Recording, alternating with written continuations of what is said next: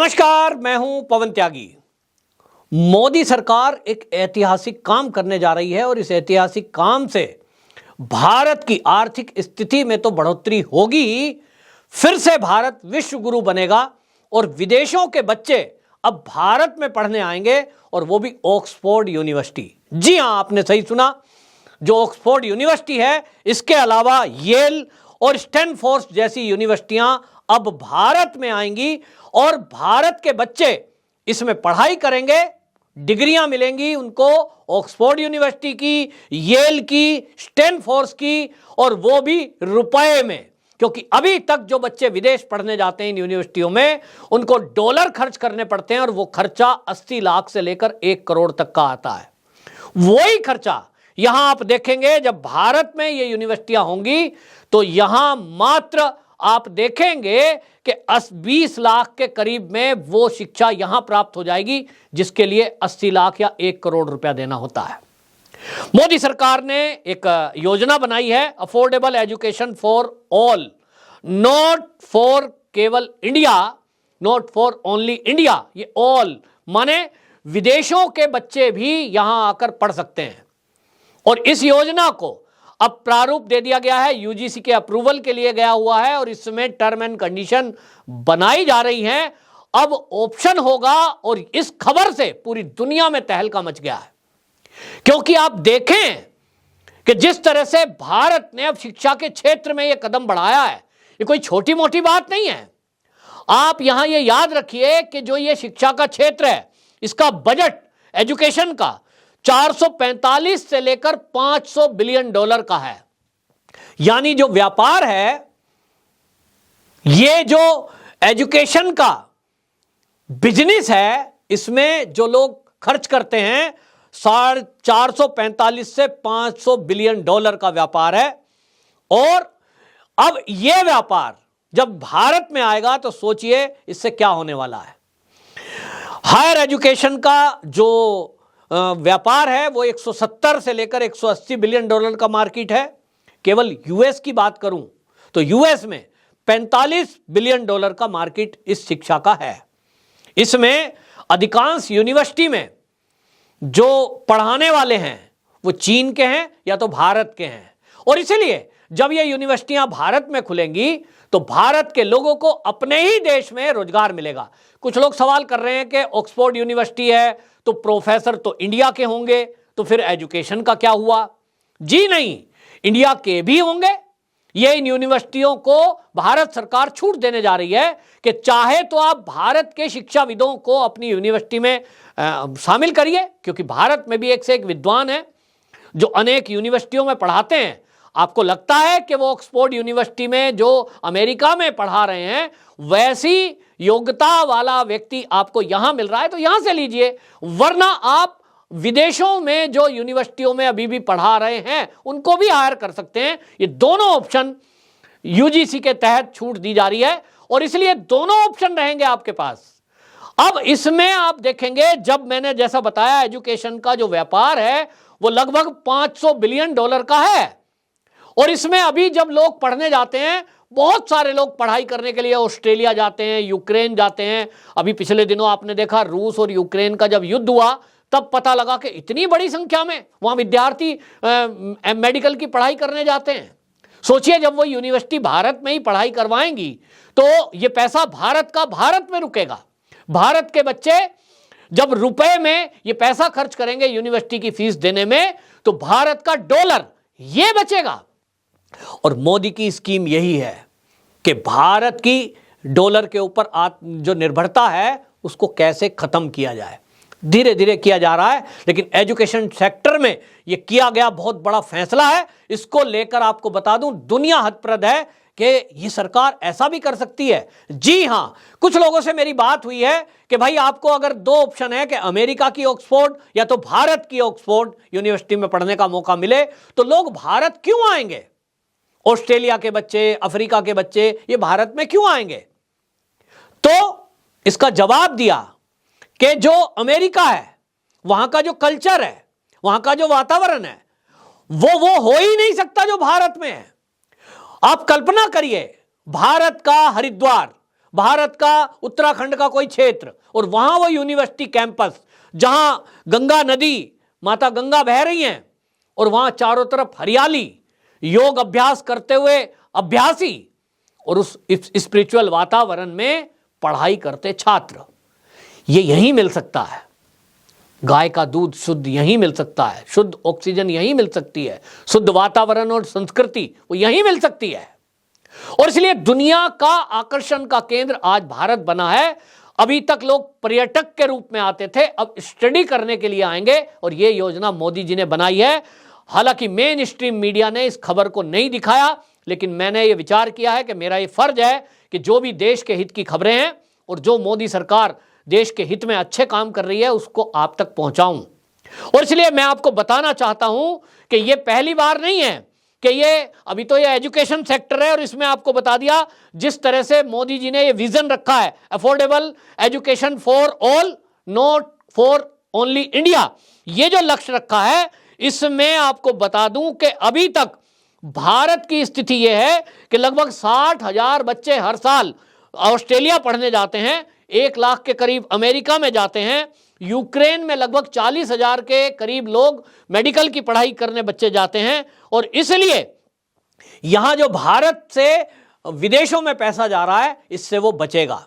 भारत के अंदर अभी तक ICSE बोर्ड है, CBSE बोर्ड है और IB बोर्ड है जो विदेशियों को एजुकेशन देने का काम करता है, विदेशी उसमें पढ़ाई होती है।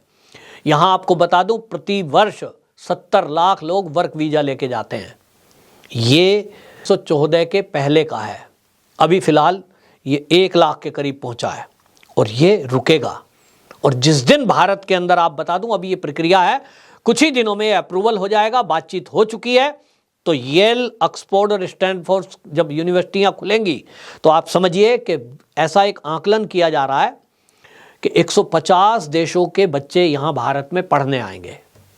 तो उल्टा होगा कि डॉलर भारत के पास आएगा। एक तरफ भारत रुपए में लेन देन कर रहा है, किन्हीं देशों से सोने में कर रहा है, किन्हीं देशों से UPI के जरिए लेन देन चल रहा है, और दूसरी तरफ डॉलर भारत में आएगा, इसकी व्यवस्था मोदी सरकार कर रही है।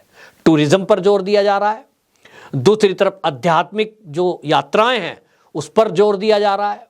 मोदी जी का विजन बिल्कुल स्पष्ट है कि हमारे देश की जो निर्भरता डॉलर पर थी उसको पूरी तरह दरकिनार, मतलब मिनिमाइज कर दिया जाए। और इसलिए आपको बता दूं, जो अमेरिका में बच्चे पढ़ते थे वहाँ के पढ़ने वालों ने और एक्सपर्टों ने बताया है कि वहाँ हालत ये है कि जो फाइनेंस करते हैं वो नेवी करती है, और इसलिए वहाँ के बच्चों के नेवी से कॉन्ट्रैक्ट साइन होते हैं कि आपको पढ़ाई करनी है तो उसके बाद वहाँ डिग्री तब आपको मिलेगी, पहले आपको नेवी का जॉब करना पड़ेगा, कंपलसरी है। लेकिन भारत में तो ऐसा होगा नहीं। भारत में अनेक ऐसे क्षेत्र हैं जो लोग फाइनेंस करेंगे। तो भारत का कई सेक्टर इन यूनिवर्सिटियों के लिए खुलने वाला है और यहां रोजगार की भी सुविधा होगी। यानी भारत का जो यूथ है, वो जो भारत का मस्तिष्क है, भारत की जो क्रीम है, वो अब पलायन करने की उसको नौबत नहीं आएगी और वो भारत में रहेगा। और आपको ये मैं बता दूं कि जो G20 समिट होने जा रहा है, इसमें ये विचार कर लिया गया है कि उन लोगों को पूरे भारत का भ्रमण कराना है। अब वो दिल्ली में बैठकर नेताओं को भाषणबाजी करना नहीं है, मात्र मोदी जी का विजन है। और इसलिए आपने देखा कि काशी से जो वो क्रूज चलाया गया है उसको आध्यात्मिक यात्रा के साथ साथ किस तरह से मोदी जी ने जल मार्ग से जोड़ा है, अपने आप में एक ऐतिहासिक घटना है। आपको बता दूं कि भारत 120 देशों को होस्ट करने वाला है और इन सब में इस विजन को रखा जाएगा कि भारत क्या है, भारत आपको क्या दे सकता है, भारत ने दुनिया को अभी तक क्या दिया है। उसको विश्व गुरु की उपाधि प्राप्त थी, हमने दुनिया को दिया है। हमने दुनिया को कल्चर दिया है, हमने दुनिया को अध्यात्म दिया है, हमने दुनिया को स्वास्थ्य दिया है, हमने दुनिया को अध्यात्म दिया है। हम अब एजुकेशन भी देने जा रहे हैं और वो भी विदेशियों को।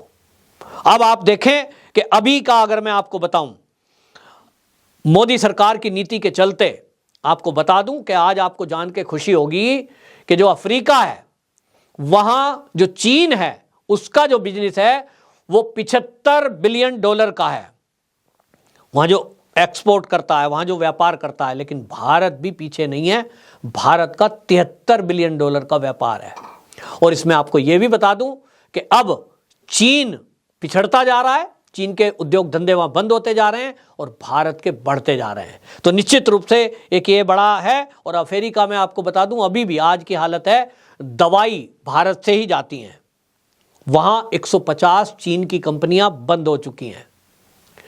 जो वहां का आपको बता दूं कि चीन में आज चीन के प्रति अविश्वास जो बना है कोरोना के बाद से, उसको लेकर के ये हुआ है और कंपनियां लगातार बंद हो रही हैं। वहीं आपको बता दूं, आप ये देखें कि अमेरिका, अफ्रीका, साउथ ईस्ट की 120 देशों को भारत ने अपना जो कोविन ऐप है वो फ्री में दिया। ये बता दिया कि मुसीबत के समय में हम देश के जो लोग हैं, हम दुनिया के काम आ सकते हैं। हमारे देश के वैज्ञानिक, हमारे देश के डॉक्टर, ये जो श्रेष्ठता है आज, इसके कारण से आप दुनिया के देश में जहां भी जाएंगे आपको बड़े बड़े अस्पतालों में भारत के डॉक्टर मिलेंगे, रिसर्च सेंटरों में भारत के वैज्ञानिक मिलेंगे। जिस सेक्टर में भारतीय गए उन्होंने धाक जमाई। और इसीलिए आपको बता दूं कि अब ये होने जा रहा है। और आपको ये भी जानकारी होनी चाहिए कि IIT हमारे देश की जो है वो 7 देशों में है, IIM 4 देशों में है। इसलिए अब यहां जो है छात्र आएंगे और ये जो रणनीति बनाई गई है, जो विदेश नीति बनाई गई है और जो ये व्यापार का फैलाव हो रहा है, इसके कारण आप समझ लीजिए कि एक अनुमान है कि आने वाले 5 साल में, अभी हम $5 ट्रिलियन इकोनॉमी बनने की तरफ चल रहे हैं, ये देश $10 ट्रिलियन इकोनॉमी जल्द ही बनेगा। और इसमें शिक्षा के क्षेत्र में बड़ा भारी बदलाव होगा। और ये मोदी सरकार का बहुत ही ऐतिहासिक कदम है, जिसकी चारों तरफ प्रशंसा हो रही है। और अब दुनिया के लोग भारत की तरफ देख रहे हैं, क्योंकि भारत वो देश है जो दुनिया को हर तरह की शिक्षा देता है, संस्कार देता है। और भारत का गौरवशाली इतिहास यदि आप पढ़ेंगे तो जानेंगे कि भारत को जब विश्व गुरु की उपाधि मिली थी, वो इसीलिए मिली थी कि भारत ने पूरे विश्व को एकजुट होकर वसुधैव कुटुंबकम की भावना से संस्कृति का ज्ञान कराया है। मोदी सरकार के इस फैसले से जहां एक तरफ छात्रों में, युवाओं में काफी जोश है, वहीं आपको बता दें कि जो चीन और पाकिस्तान है, उनको इस फैसले से करारा झटका लगा है कि भाई भारत तो उन्नति करता जा रहा है और हम गर्त में जाते जा रहे हैं। ये मोदी की नीति है, जिसके कारण वो इस देश को सर्वोच्च शिखर पर ले जाना चाहते हैं। इसमें देशवासियों का साथ चाहिए। और इसलिए आत्मनिर्भर भारत बनने की ओर जो भारत बढ़ रहा है, उसमें हम सब मिलकर सहयोग करेंगे तो निश्चित जानिए जो लक्ष्य मोदी सरकार ने अगले 25 साल के लिए तय किए हैं, वो उससे जल्द ही हमको प्राप्त होंगे। आपकी क्या राय है, कमेंट बॉक्स में जरूर लिखें। वंदे मातरम।